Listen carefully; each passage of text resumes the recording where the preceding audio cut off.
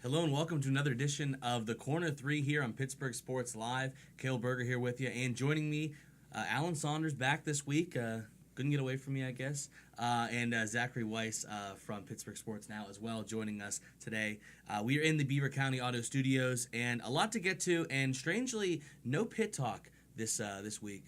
But we are going to be talking some A-10. We're going to be talking some just general college basketball, and then get some NBA stuff a little later on. So first, want to start things off. It's about, I guess, a third of the regular season in the college basketball right now.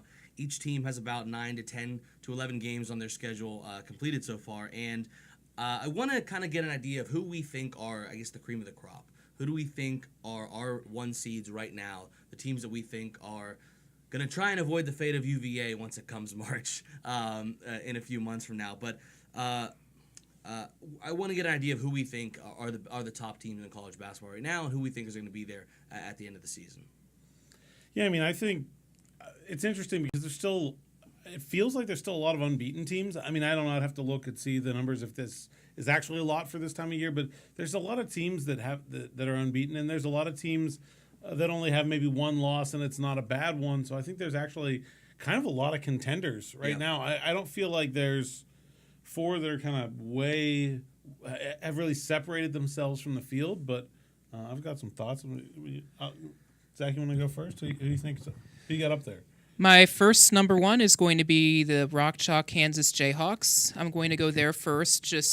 I think this might be one of the better teams that Bill Self has assembled, and just strongly enough for them. And then the second number one for me, I'll stick with Duke. I just think they're the cream of the ACC crop this year over Virginia this year. I just think Duke gets over the hump. Yes, they're boom or bust in the NCAA tournament, but they stick with me. The third, I'm going to go Big Blue. I'm actually going to go Michigan. Just John Beilein, he just works his butt off during that kind of year, and that just seems like that resonates with me.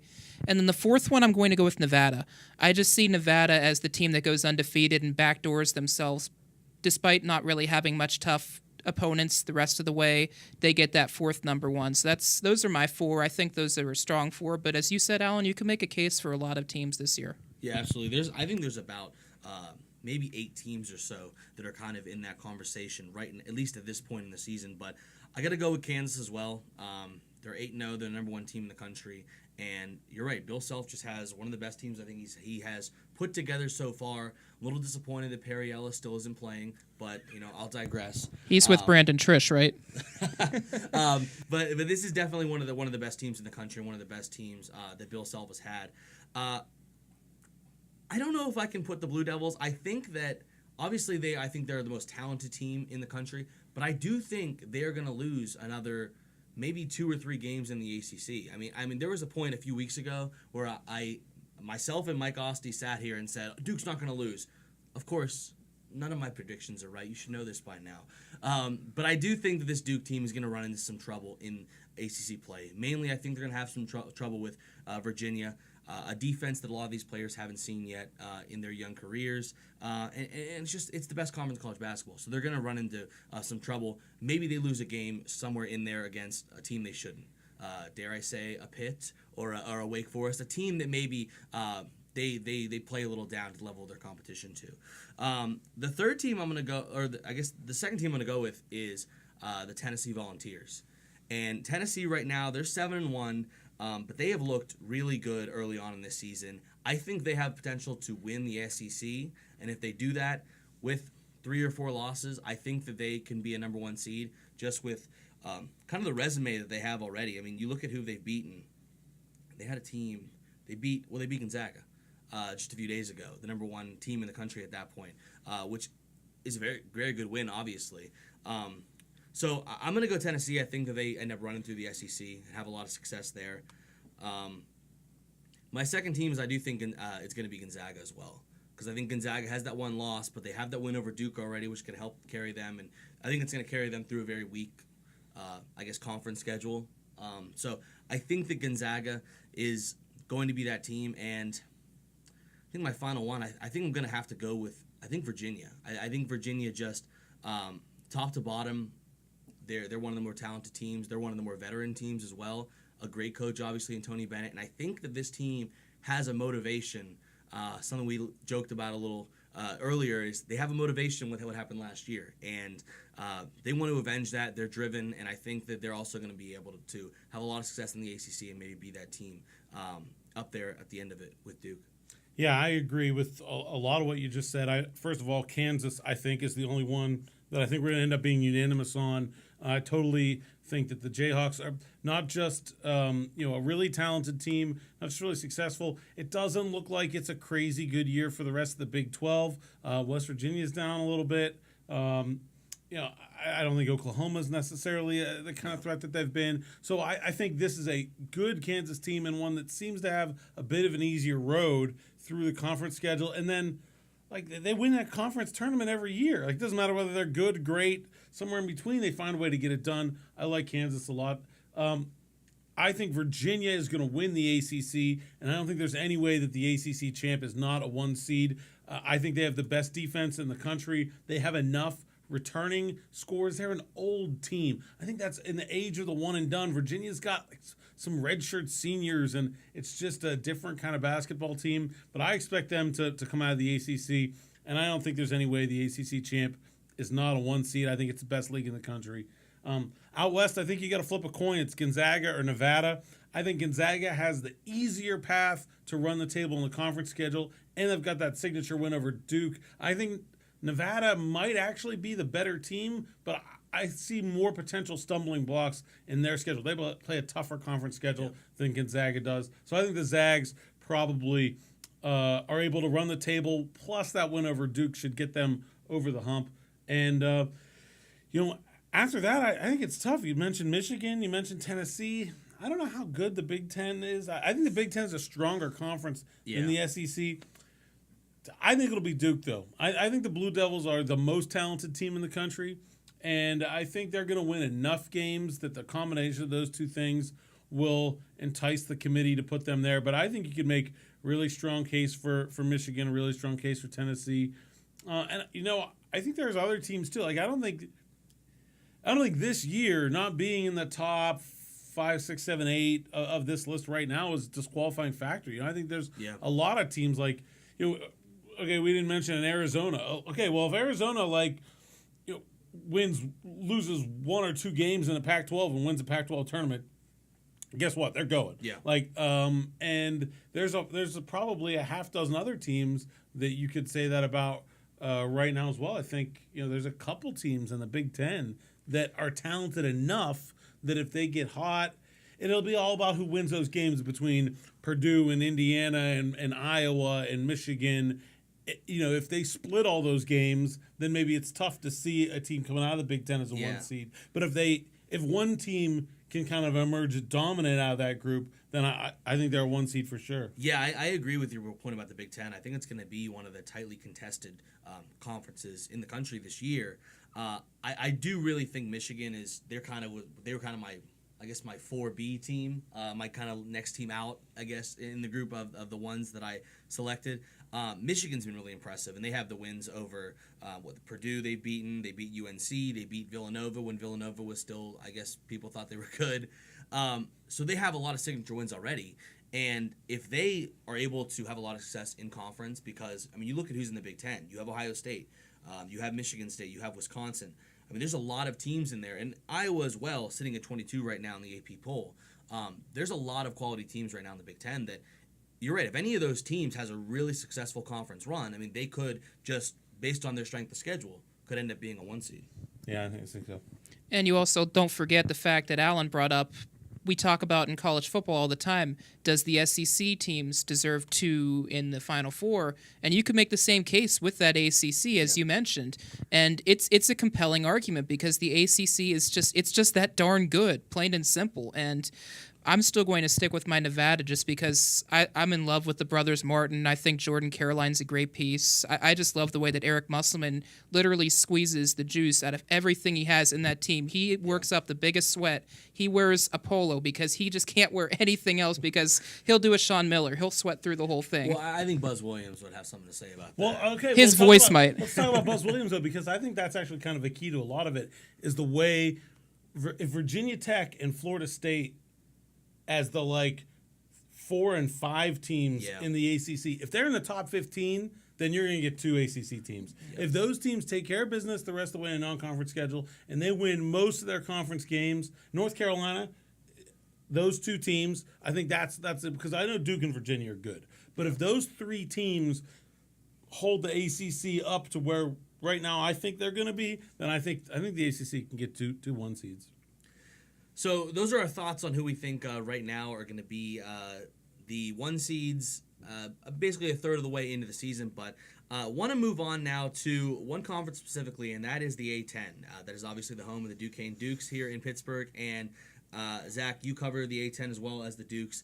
This is a conference that has had multiple tournament bids over the last few years, but right now it's looking like they're only going to get 1 bid this season. It's really been a down year for the conference as a whole. I would tend to agree with that, and I think the experts have really picked on the A-10 in that respect, and in some cases, rightfully so. And the Atlantic 10, the one thing the Atlantic 10 is known for is, well, 2 things. Is first of all, their guard play, and second of all, upperclassmen kind of drive the conference to do well. You don't have one and dones in the Atlantic 10. You just don't. Yeah. So there's time for those guys to develop a skill set and a toolbox that allows their teams to do well. Guy named Steph Curry, I know he wasn't in the A-10 at the time, but he's played for Davidson. St. Louis has a lot of building blocks. They hit the transfer market. George Mason was supposed to be very good. They've had a rough start. They were my number 2 preseason team, to be honest with you guys, and they have to win outright. It's pretty much at this point, all these teams have to win outright, or maybe Davidson with its tournament resume, maybe St. Louis with Travis Ford has a chance to be an at-large, but really it is looking like it's going to be that one team, and whoever hoists the trophy in New York, that's the only one safe. There's no, we're going to wait for our flight back to insert John Doe University here. It's, if we don't win, that's it. It's curtains, and just the league is very young this year, and you're seeing that in a lot of respects. Those 50-50 games that the A-10 needs to win, they just haven't, and plain and simple. Duquesne hasn't done its share in this respect with Pitt and Notre Dame were both winnable opportunities for them, and they faltered down the stretch of both of those, and so on and so forth. And it's unfortunate for the conference because there are a lot of good teams in this conference, but the margin for error is this, and they've been playing like it's been this.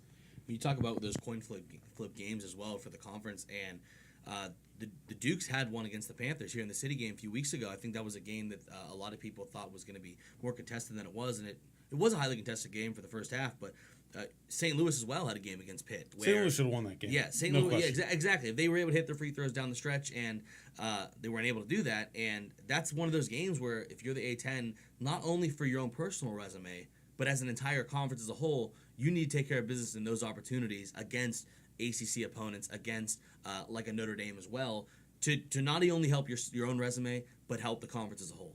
I think one of the underrated things that's kind of led to where the A-10 is right now is the brain drain from their coaching ranks. Yeah. I mean, if you look at the it guy out of from a mid-major standpoint, moving up to a major conference, for the last 4, I mean, it was Shaka Smart, and it was Will Wade, and it was Archie Miller, and now it's Dan Hurley, and it's going to take some time for the conference to. I mean, there's still good coaches in the conference, no question about that.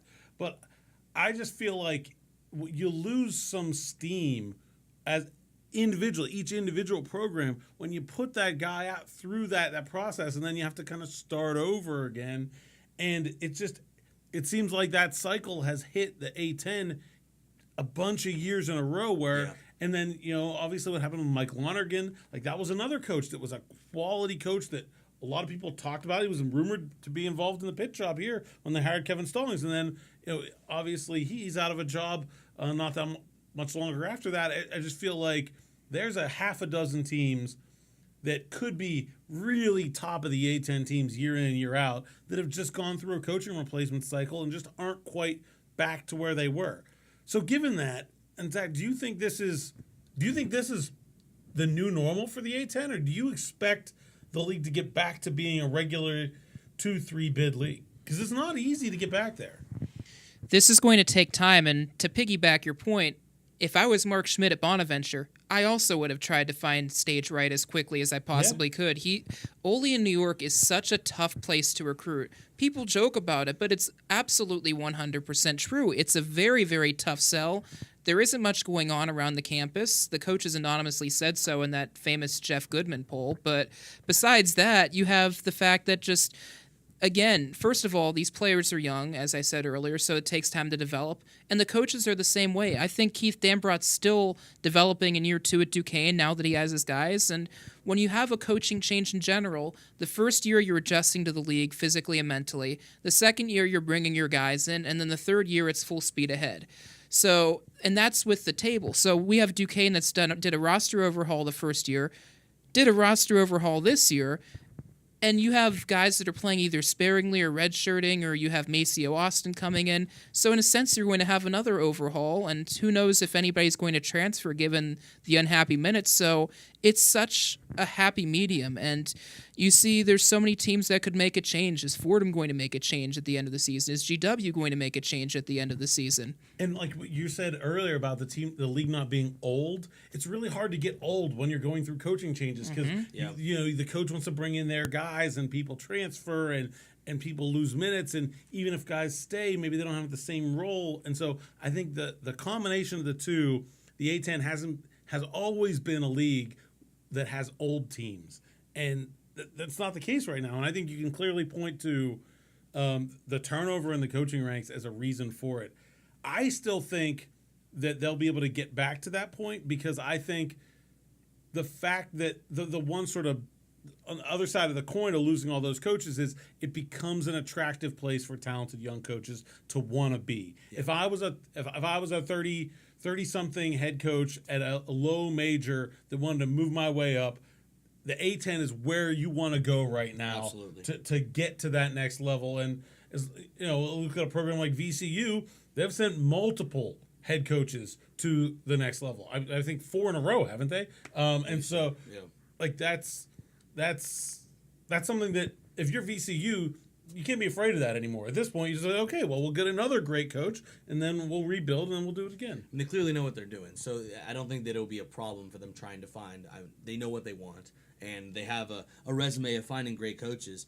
I just think that I do think that the A-10 will be able to bounce back from a kind of down year and get back to getting 2 or 3 bids because I think they have that reputation of having quality basketball teams, of having the underrated players, the young underrated coaches, and I think the tournament kind of, I think that they obviously they want to reward not Power 5, but the big teams at the next level, but I think they kind of understand that these are the teams that have those upsets, these are those teams that go on those runs, and they understand that that's kind of what I guess makes them the money, and then that's what gets the headlines is these teams that are upsetting the big boys. And I think with the reputation of a lot of these teams, and you look at the standings this year, and a lot of those I guess historically really good teams in the A-10 are the ones having the down years. Especially you have VCU, Rhode Island last year, Dayton. I mean those, and Richmond as well. Richmond is always a very strong program having a down year. So I think they'll be able to get back to that point. I think right now it's just they're taking their lumps, and like we've all said, they're young, losing all their coaches every year. I think it's just it's a cycle, and I think it'll come back for the A-10. And that's exactly my point as well. Is yes, I think in the long run this will be a multi-bid conference once again, but who's to say it's not cyclical? Especially with what you're saying, Alan, with these young coaches. We're in a millennial generation where you pretty much choose something and then you enjoy the taste and then you spit it out. And who's not to say that applies the same thing for college basketball? These are young coaches. Yes, it's a great launching pad, but it could be just that. It could be that launching pad that this is my audition for that next big job. And Archie Miller's a perfect example of that. He's at Indiana right now, and really, notoriety-wise, it doesn't get much bigger than that. Dan Hurley went an hour away from where he lives. Very attractive UConn team, and he's recruiting very well there early. He has that team buying in. He's an energy guy. I watched their game on ESPN last week. That's the most energy I've seen in that UConn team since Jim Calhoun. Not a dig at Kevin Ollie. That's just what it is. Yeah. So they won a national championship with Ollie. Well, yes, they did. And that was a good team, too. But that all being said, the A-10 is what it is right now. And the good thing, perhaps the best thing that could be happening for this conference right now is that Bernadette McGlade's on the tournament committee now. Yes, she has to leave the room team, but the fact that she's still there could advocate in the future, even if a team's on that fringe, hey, we have somebody in the Atlantic 10 that's at least representing us. So in that respect, it's good, but it's going to probably might be another 1-2 years until you get those two teams again. Yeah, I think so too. And with that, that's going to do it for our college basketball discussion. But guys, this is where most of the Pittsburgh basketball fans exit. Exactly. Yeah, this is where. And then the people that like the NBA, 9 of you. Well, there might be a cameo for get Pittsburgh. To stay. Oh yeah, we're gonna bring Pittsburgh. Exactly. We're coming back to Pittsburgh. So in a minute, we're gonna bring our fishes to save Pittsburgh. It's okay. So moving on to some NBA talk. One of the big stories that came out this past week came from Arizona Republic columnist from the Arizona Republic that apparently the owner of the Phoenix Suns is asking for $230 million in public subsidies for a renovation plan for Talking Stick Resort Arena, which, first of all, is a great name for a stadium. But he is threatening to move the team to Seattle or Las Vegas if the city does not cooperate with him and give him those subsidies. First off, I mean, how realistic do we think that this move is, that this team is going to go to Seattle or to Las Vegas? I don't know. I mean, they certainly could. Like, Phoenix has been down this road before many times with the Coyotes and the Cardinals, and it's not like it's such a strange town. Have you ever been to Phoenix? I have not. It's like it's sort of like massive amounts of suburbia. It's like the whole thing was built between like 1992 and 2005. Because it was. Yeah, and it was. But like. And so I just feel like it's a weird situation where the city's been burnt before, and so it's an odd place to be making that demand. Like, they'd be different if it was like the Cavs, right? Yeah. Okay, if it's the Cavs, like he could demand whatever he wanted, and Cleveland would be like, "No, God, please stay," right? Yeah. But I could totally see Phoenix being like, nah, we're good. Like I could totally see that being the outcome in that. I just feel like that's a way overplayed demand. Like really, or like I don't know. I mean, obviously I don't follow the Suns that closely, but I don't even feel like this has been something that's bubbling for years and years, and then all of a sudden you make the Penguins, for example. Remember, like, oh yeah, they talked about needing a new arena for like 5 years, and then all of a sudden Mary Lemieux is flying to Kansas City. Okay, like then at that point you're like, all right, well, I mean, this is some of the. This was just like at the very beginning, first punch, like that. You don't give me all this money, I'm moving. I don't know. It just seems like kind of overplayed his hand. And now, what I think was a situation where there was like no way that actually leave. Now I think it might end up being a realistic possibility. Yeah, and it's become the new normal too. I mean, you've seen NFL teams that are moving, and you're talking about, obviously we just had the new Seattle team coming, and no, not the Sonics guys, unfortunately, not yet at least. But that being said, Seattle's an option given that. Vegas is very much an option. Seem like Vegas would be a great the option. NFL held Los Angeles over the head of every city for a decade. Yeah. I feel like those are two really legitimate options for the NBA. I think there's already plans to put a team in Seattle, so I'm not sure if they would just move the Suns there. I think there's a group of investors, and Russell Wilson's actually a part of that, and they're getting a new stadium built. So I think that's just expansion. I think that is going to happen maybe in the next. I could see Vegas being in that 5 or 6 Vegas years. would be fantastic. Vegas exactly. in that group too. I mean, they're both going to have brand new buildings. Well, that's the thing. You have T-Mobile T-Mobile Arena, right? Yeah. In Vegas, a brand new arena. You already have the Las Vegas Knights there. It's shown how the city was willing to galvanize around a new team. The sports book is open now. The sports book as well. So there's so much desire by teams to be a part of the Vegas scene, and you're not moving that far either from Phoenix to Las Vegas as well. I mean, it's only about exactly. So it's still in the 7 same hour kind of drive, 8 hour drive, something like it's the that? same kind of geographic area. It definitely seems like an attractive place if they were going to move the team. But still, the Suns have been in Phoenix since 1968.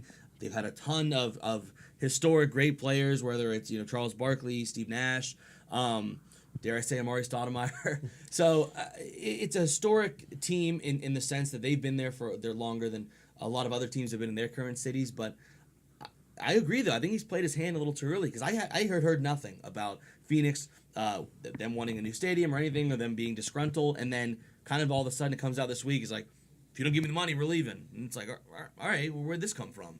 It's very jarring. But I think Vegas would probably be the biggest, candidate for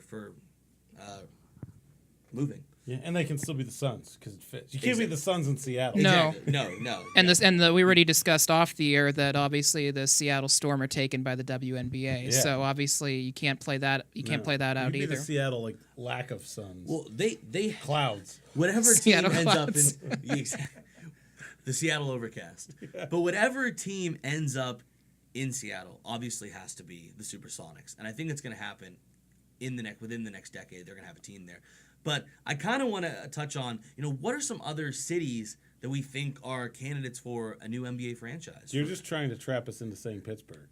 I have other cities that I'm considering, but The Atlantic City, no. but what are some, in all seriousness, what are some other cities that we think could be candidates for NBA expansion? Well, okay, I'll go kind of off the wall here, but about last year when Louisville was going through the height of the Rick Pitino scandal, and there was looking like potential big time NBA and NCAA sanctions. I'm like, Louisville should just go pro, the whole team. Yeah.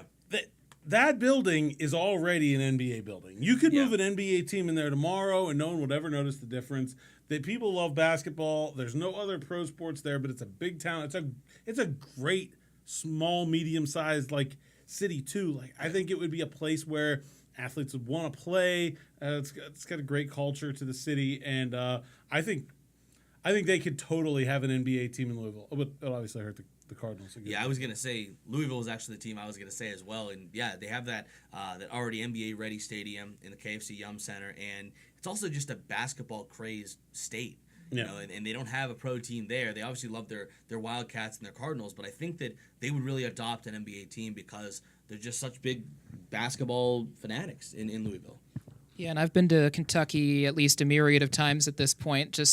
I've stepped foot in that arena. I've gotten to tour the arena. That is just a class arena. It'd fit right in, as you said, that town. If they're not gambling on Mardi Gras and the Kentucky Derby, greatest show in town. You might as well bring it to the basketball court. Heck, maybe Rick Pitino would want to sign up again. But no, just kidding. But, oh man, no, Pitino would totally coach that team. Yeah, hell yeah. There's absolutely Pitino would coach that team. Definitely. Yeah, there's no question.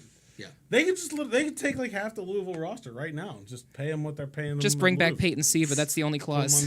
You have to have Peyton Siva and Russ Smith. Russ Smith also has to be on the team. Yeah. Yes. But I think another city that could be an option, and this is if the NBA wants to kind of go a little more international, is Vancouver.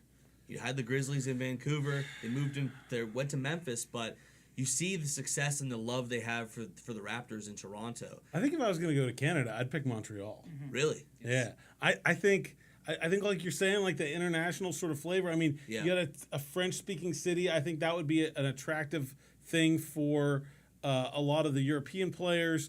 It's a great town that people like to travel to. And so I think if you look at kind of the East Coast, if you were going to put another team in the East, I think Montreal would be where I'd go. Let's be honest.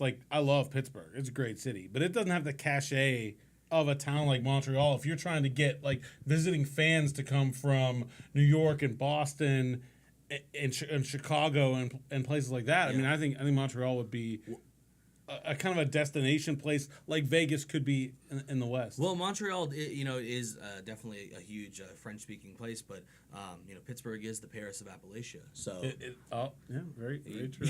But that being the NBA is not coming to Pittsburgh. But you run into a facilities interest as well. Yes, PPG Paints is this big hunk of 18,087 seats or whatever the heck the number is. That's why I get paid the big bucks. But it's tough because you have so many teams that are coming in there for facilities reasons, just for draw reasons. It's so tough to navigate those schedules, and that's really the only place you can't say, hey, let's pack everything up and go to the David L. Lawrence Convention Center for some NBA basketball, guys. Let's do it.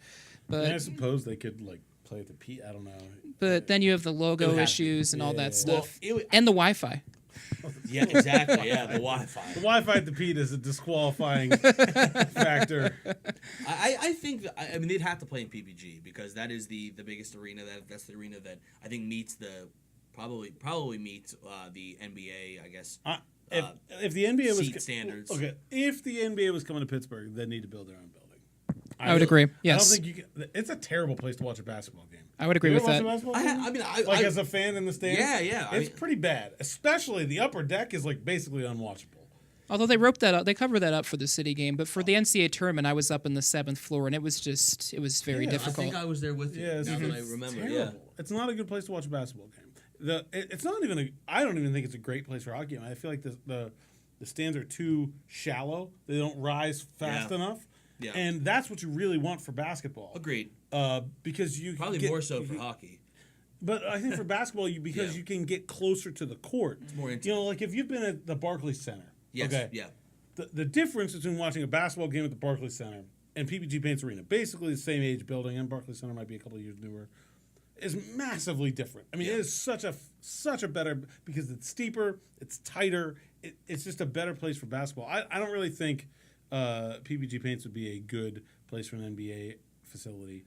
I think they'd have to build their own. And their Wi-Fi is bad too. Yes. I don't think there's good Wi-Fi anywhere in Pittsburgh. if we're being honest. PNC Park has good Wi-Fi. PNC Park does have good Wi-Fi. Heinz Field has good Wi-Fi. Yes. You're right. I apologize, Pirates and Steelers, but I'm sure there's somewhere else that has. I don't know. Somewhere. The Biblioteca. Carnegie Library, I'm sure. Yeah. I don't frequent these establishments.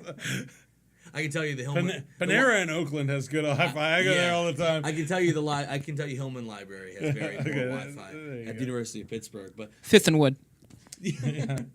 but I do think that down the line, and I don't think anytime soon, there's other cities that need to be, I think, addressed in terms of NBA expansion. I do think the league will just keep growing. It's gaining in popularity. I think it's one of the fastest rising leagues in terms of popularity in the entire in the entire United States.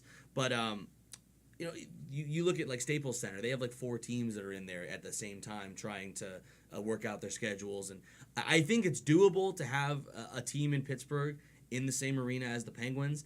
The only problem that I think you run into is Pittsburgh is such a strong, passionate sports town, as we all know. Are they really going to want to take on another team? Will they galvanize around another team when they already have? I think they will if they win. They have to win I'm immediately. not sure there's the depth of corporate support in this town to shell out the money for advertising, for the suites and the things that you'd need. Like, I mean, don't get me wrong, Pittsburgh, tech business is doing really well. Medical, healthcare, educate. Like, there's certainly industry here. I'm just not sure.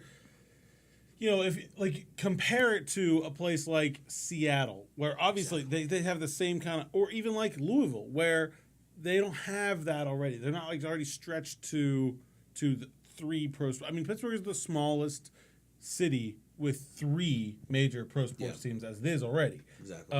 So I mean, So guys, one final thought here on this whole idea of NBA expansion. If there were to be a team in Pittsburgh, what do you think would be the logo on the jersey? well, it's gonna have a basketball in it because I don't know if you ever noticed, but like every NBA team has a basketball in their logo. Yeah. So I mean, just start with it's gotta have a basketball.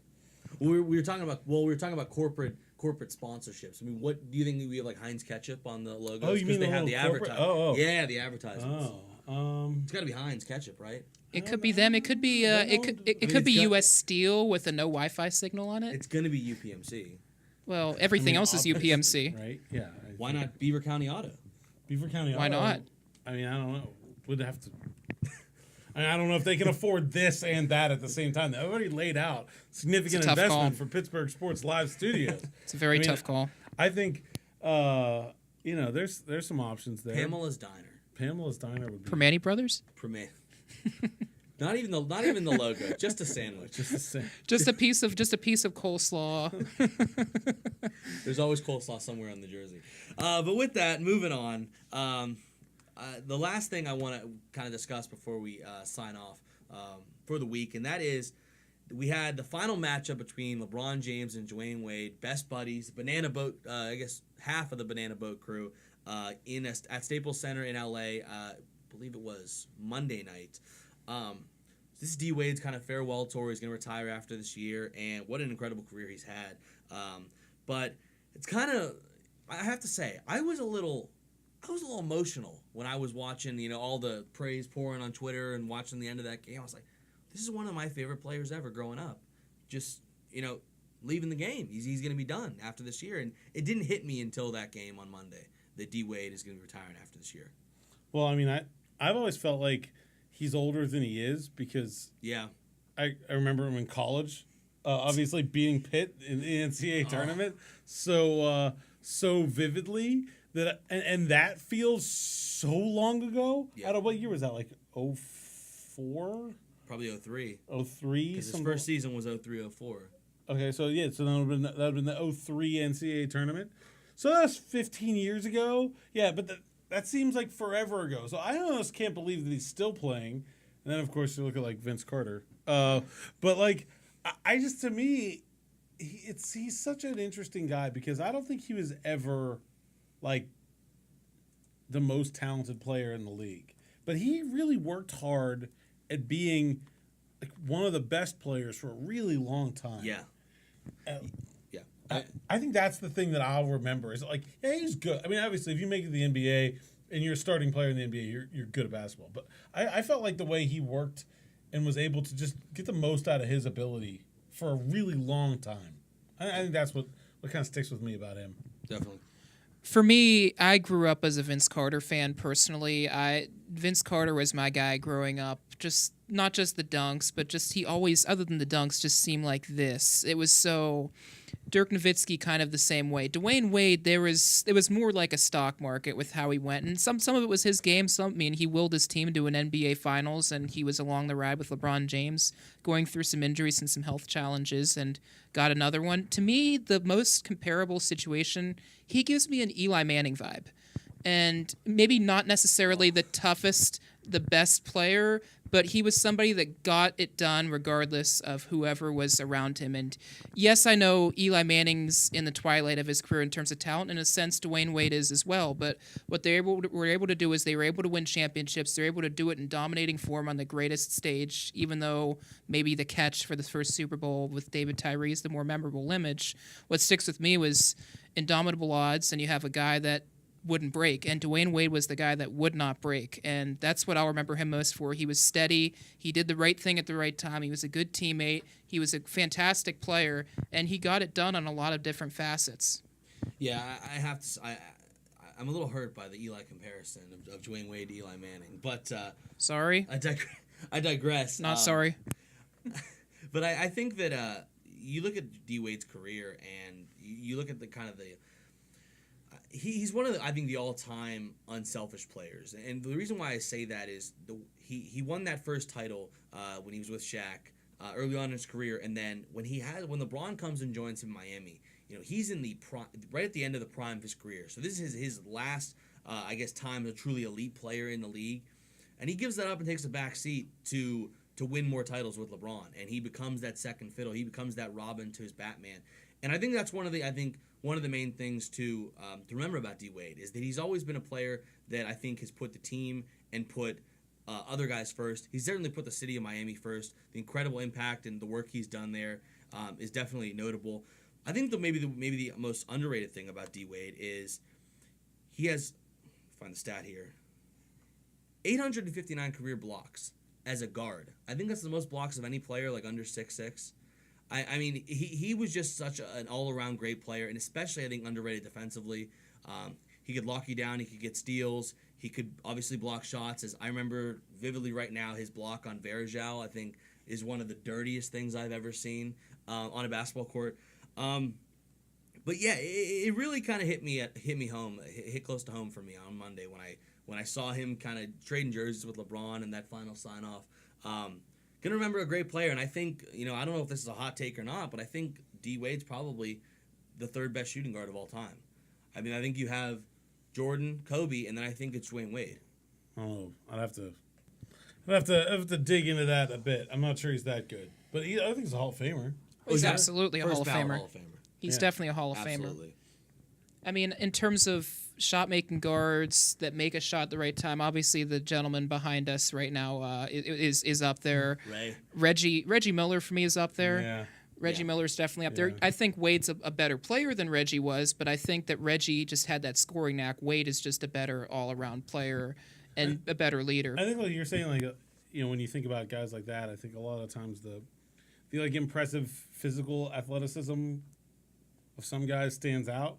But to me, with Wade, it's the all-around game, the consistency on defense as a teammate, the ability to make a pass, to lock a guy down, to block a shot, to get a steal. His defense, at the height of his career, his defense was among the best in the league for a guy that was mostly known as an offensive player coming into the NBA. I mean, it's not like he got drafted because of his defense. Yeah. I mean, he got drafted because he tortured Pitt in the NCAA tournament. Exactly. But you look back on his career, 12-time All-Star, 3-time NBA champ, 8-time All-NBA. He was a scoring champ in the 08-09 season, a Finals MVP. So definitely a great career for Dewayne Wade, and sad to see him go. We have a few more months to enjoy him, obviously, but really kind of the tears started to well when I saw him and LeBron exchanging pleasantries at Staples Center, and for some reason LeBron saying that it was going to be either there or the Garden, which is a whole other discussion for another day of why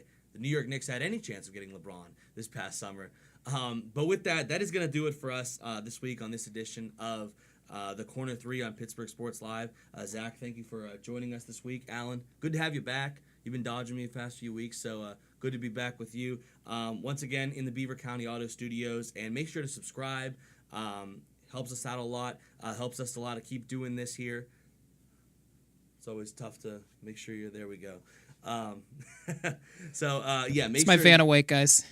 So make sure you subscribe, and as Ray Allen is hanging on by a thread here, probably, gonna fall off pretty soon. So that is gonna do it with us here on the Corner 3. We thank you for tuning in, and we will be back next week.